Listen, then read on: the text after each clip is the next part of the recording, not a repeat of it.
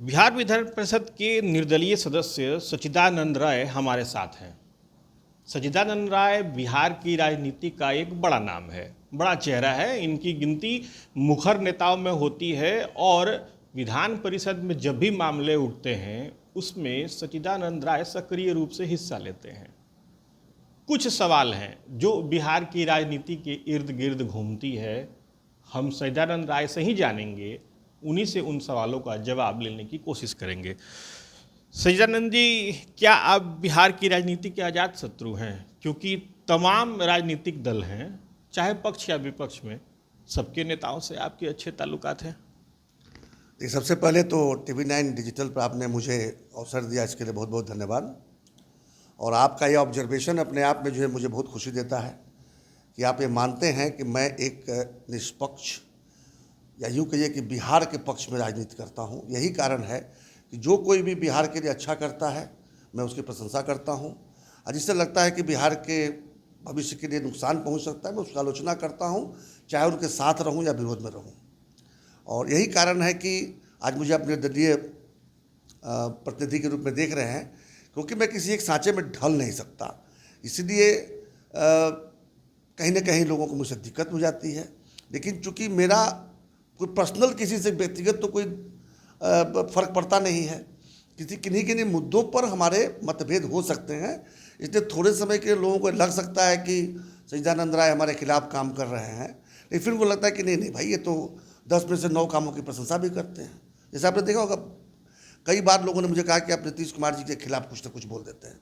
मैंने कभी नहीं बोला नीतीश कुमार जी के खिलाफ। वो तो नीतीश कुमार जी तो पिछले 19 वर्षों से बिहार के यशस्वी मुख्यमंत्री में से एक हैं, लेकिन जो काम करता है उससे गलतियां भी होती हैं। तो कभी कभी मुझे जब कुछ लगा कि नहीं ये ठीक नहीं हो रहा है, जो शराबबंदी के इशू पर मेरा उनसे मतभेद रहा, तो मैंने उस पर अपनी बात कही। लेकिन एक बात तो हर कोई स्वीकार करेंगे कि आज बिहार की सड़कों पर लड़कियां साइकिल और मोटरसाइकिल चलाते हुए दिख रही हैं, तो वो नीतीश कुमार जी को हिस्सा से जाता है। इसके अलावा बिहार के गांव-गांव में चले जाइए, जो सड़कें देखने को मिल रही हैं, इसका श्रेय जो है नीतीश कुमार जी को और भारतीय जनता पार्टी के गठबंधन को जाता है कि ये काम हुआ। इस तरह से बहुत से ऐसे काम हुए आजकल, जिस तरह से स्कूलों के इंफ्रास्ट्रक्चर को ठीक करने का काम हो रहा है, तो उसकी मैं प्रशंसा भी करता हूँ।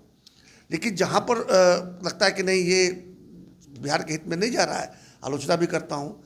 इसलिए आप ये कहते हैं कि अजात शत्रु तो पता शायद है कि नहीं है, मेरा शत्रु कोई नहीं है, क्योंकि मुझे किसी से व्यक्तिगत मित्रता या व्यक्तिगत शत्रुता के आधार पर मैं राजनीति नहीं करता हूँ।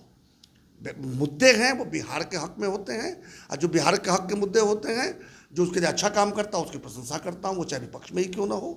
अभी देखा होगा सदन के अंदर में कई बार हुआ है कि मैं सरकार के विरोध में भी खड़ा हुआ हूँ विपक्षियों के साथ, और कभी सरकार के साथ खड़ा हुआ विपक्षियों के विरोध में। यही तो निष्पक्षता है ना। अगर आप नहीं, आपने ये बात कही कि आप नीतीश कुमार जी को मुद्दों के आधार पर समर्थन भी करते हैं, विरोध भी करते हैं, यानी कि आप इस चीज़ को मानते हैं कि नीतीश कुमार ने कुछ काम किए, बहुत सारे काम किए, उनमें से कुछ ऐसे काम है जो आपको लगता है कि आपके विरोध के तकाजे पे हैं। वो देखिए, मैंने उदाहरण के रूप में नीतीश कुमार जी कहा। नीतीश कुमार जी के अलावा किसी भी नेता के बारे में, किसी भी मंत्री के बारे में, या किसी भी विपक्षी नेता के बारे में हम बात कर सकते हैं कि कुछ काम उनके अच्छे होते हैं, कुछ खराब भी होते हैं। अब जैसे कहिएगा 15 साल लालू जी का राज रहा, सब खराब किए होते तो 15 साल कैसे राज किए होते? निश्चित उन्होंने कुछ अच्छा भी किया होगा। जैसे खासकर पिछड़ों को जो आवाज़ उन्होंने दिया, उसका तो श्रेय उनको मिलना ही चाहिए। अलग बात है कि उसके आगे उन्होंने मतलब कुछ खराबी कर दिया और जंगल राज जैसी मतलब की स्थिति पैदा कर दी। तो इसलिए कहता हूँ कि मैंने नीतीश कुमार जी का मात्र एक उदाहरण दिया, तब किसी के बारे में अगर बात होगी तो वो जरूर जब काम किया है तो कुछ ना कुछ उससे गलतियाँ भी हुई होंगी, तो उस पर भी पीछे पीछे हाँ मिलाना वो मुझसे नहीं होगा। मुझे कमी दिखेगी। मैं बता दूँ, आज के बिहार की राजनीति में मेरे छोटे भाई समान सबसे कर्मी मेरे मित्र हैं तो श्री मंगल पांडे जी हैं, क्योंकि उन्होंने मुझे पहला अवसर दिया था सदन में जाने का। जब वो अध्यक्ष थे तो उन्होंने बुला के मुझसे कहा था कि आपको चुनाव लड़ना है, लड़ा, मैं जीता। लेकिन कोविड के समय एक बात पर उनसे मुझसे तल्खी हो गई थी। हम लोग वीडियो कॉन्फ्रेंस में थे, तब मैं भारतीय जनता पार्टी में था, वो हमारे स्वास्थ्य मंत्री थे। एक वाकया से मैं थोड़ा उद्वेलित हो गया था और बात उठी और सब कुछ ठीक ठाक चल रहा था, तो हमने कहा कि नहीं, सब कुछ ठीक ठाक नहीं चल रहा है, पहले मैं स्वीकार करना पड़ेगा कि कुछ कमियां हैं, कमियों को स्वीकार करूँगा तो दूर करूँगा। इसका मतलब मैं उनसे व्यक्तिगत कोई शत्रुता थोड़ी हो गई, मित्रता तो और प्रगाढ़ हुई उसके बाद से। वो मुझे बड़ा भाई मानते हैं, मैं उनको छोटा भाई मानता हूँ, और मित्रता उतनी ही प्रकार है। लेकिन हर बात पे उनकी मैं प्रशंसा करूँगा ऐसा वो भी अपेक्षा नहीं रखते हैं, और मुझसे तो कोई अपेक्षा नहीं है, रखे तो अच्छा है। अच्छा सचिदानंद जी, आप जदयू में भी रहे, बीजेपी में भी रहे, और जब अभी लोकसभा चुनाव खत्म हुआ, एनडीए का एक भव्य प्रोग्राम हुआ था श्री कृष्ण मेमोरियल हॉल में, उसमें भी आपकी प्रेजेंटेशन थी। अब प्रशांत किशोर के भी साथ रहे। प्रशांत किशोर जी के साथ आप कितने दिनों तक रहे? प्रशांत किशोर जी का तो कोई दल था नहीं, प्रशांत जी का एक अभियान चल रहा था, जन स्वराज अभियान। और जो बातें वो कहते हैं, वो बातें अगर धरातल पर उतरे, कोई भी, मैं प्रशांत जी की बात नहीं करता हूँ, प्रशांत जी करें या कोई भी XYZ आके करे, और जो बातें कहते हैं कि पलायन रुक जाएगा, सब लोग शिक्षित हो जाएंगे, 10 वर्षों के अंदर बिहार अग्रणी राज्यों में से एक हो जाएगा, भाई ऐसा तो जो कहेगा उसका तो हम मुँह चूम लेंगे भाई। तो प्रशांत जी के साथ रहना मेरे लिए थोड़ा भी कठिन इसलिए नहीं था कि वो वही बातें कह रहे थे जिन बातों के लिए मैं राजनीति में आया हूँ। अब रहा सवाल पार्टी, मैं कोई दल तो ज्वाइन कर नहीं सकता, पता होगा मैं निर्दलीय हूँ। आज किसी दल को जैसे ही ज्वाइन करूँगा मेरी सदस्यता चली जाएगी, तो मेरा विधानमंडल दल की सदस्यता रहेगी, तब न जाके मुद्दे कुछ उठा पाएंगे। इसलिए दल ज्वाइन करना मेरे लिए संभव नहीं था, इसीलिए कल आपको मंच पर मैं नहीं दिखाऊंगा। लेकिन ये नहीं है कि प्रशांत जी के मैं पक्ष में हूँ या विरोध में हूँ। प्रशांत जी जैसा कोई भी व्यक्ति, कल दूसरा भी कोई आ सकता है, और अगर बिहारियों के हक के मुद्दे उठाएगा, उसको चाहे जो पूरा करे। हो सकता है प्रशांत जी ने मुद्दा उठाया है और उसको नीतीश जी पूरा करने में लग गए हैं, जैसे शिक्षा व्यवस्था को दुरुस्त करने में लग गए हैं, सड़कें ठीक होने लगी हैं, इंडस्ट्री पर भी काफ़ी कुछ काम हो रहा है, मैं देख रहा हूँ, क्योंकि मैं तो हर जगह जाता हूँ। अगर यही कर दें तो इन्हीं की जय। बिहारियों के लिए कोई काम तो करे, या बिहारियों के सही मुद्दे तो उठाए। मैं उनके इस बात से सहमत हूँ कि भाई शराबबंदी जो है वो नहीं होनी चाहिए बिहार में।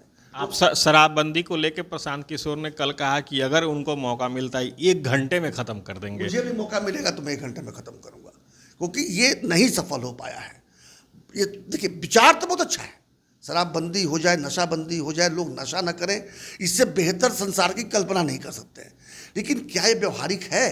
क्या इस धरातल पर उतर पाया है? मुख्यमंत्री जी की इस परिकल्पना के साथ हूँ मैं कि एकदम बिल्कुल शराबबंदी होनी चाहिए, नशाबंदी, कोई नशा नहीं मिलना चाहिए, तो होना ही नहीं चाहिए। लेकिन क्या ये व्यवहारिक है? क्या धरातल पर उतारना संभव है?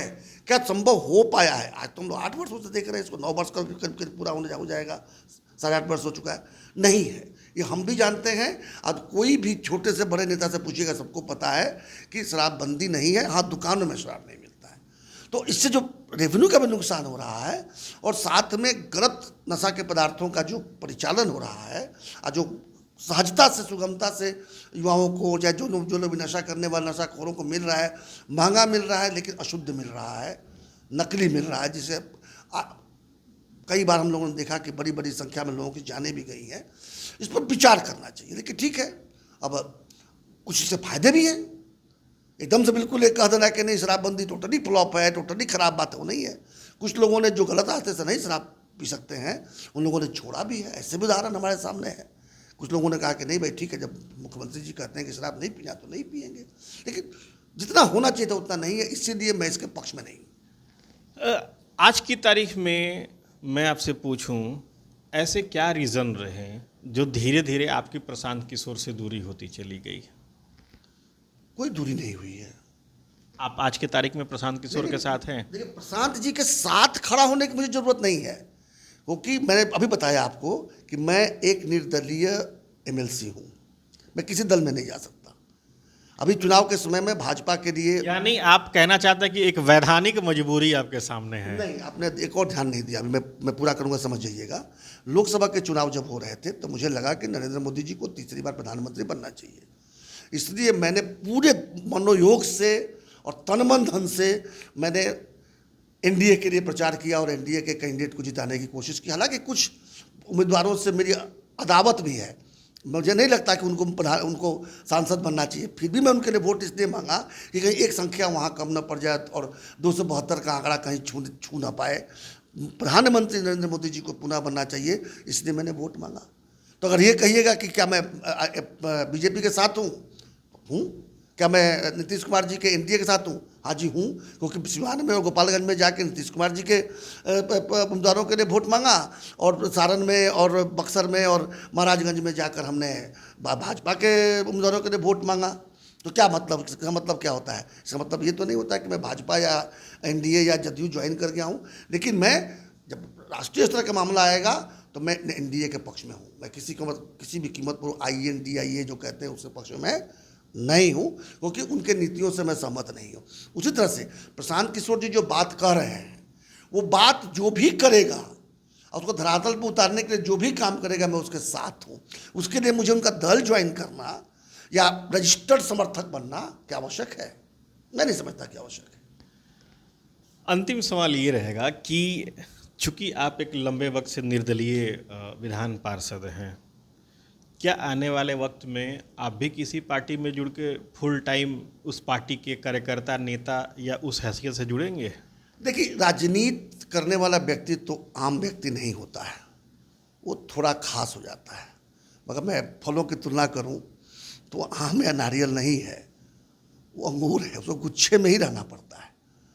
तो निश्चित रूप से जब मुझे कुछ करने की आवश्यकता होगी या ऐसी स्थिति में होऊंगा कि नहीं मैं अब कुछ और बड़ी जिम्मेवारी ले सकता हूं, तो उसमें तो मुझे किसी न किसी दल का हाथ तो पकड़ना ही पड़ेगा।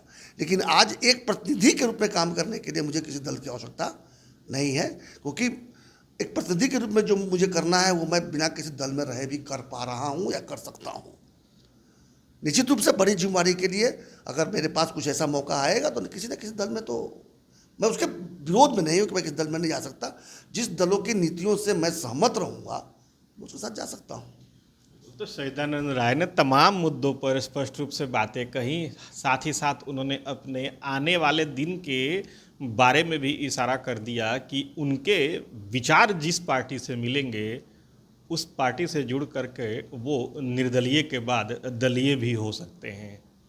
आने वाले दिनों में सच्चिदानंद राय किस पार्टी से जुड़ेंगे या किस पार्टी से उनके वैचारिक भेद होते हैं, मिलते हैं, ये देखना थोड़ा दिलचस्प होगा। Sujit Kumar, TV9 digital, Patna.